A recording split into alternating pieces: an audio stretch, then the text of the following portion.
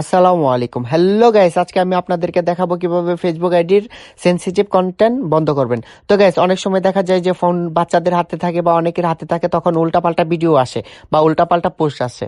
তো গাইস, এগুলো বন্ধ করার জন্য আমি আমার ফেসবুক আইডিতে যাব। আপনারা আপনাদের ফেসবুক আইডিতে যাবেন, তারপর থ্রি লাইনে ক্লিক করবেন। থ্রি লাইনে ক্লিক করার পরে একটু নিচের দিকে আসবেন। নিচের দিকে আসার পরে এইখানে দেখেন সেটিংয়ে ক্লিক করবো। আপনারা সেটিংয়ে ক্লিক করবেন। সেটিংয়ে ক্লিক করার পরে একটু নিচের দিকে আসবেন।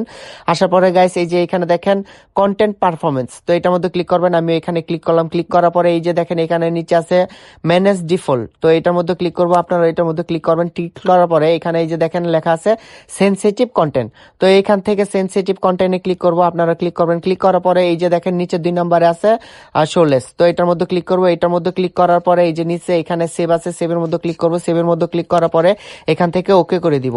তো গাইস, এভাবে যদি আপনারা অন করেন তাহলে কখনোই আর উল্টাপাল্টা ভিডিও আসবে না বা মোবাইল নিয়ে কখনো বিপদে পড়বেন না।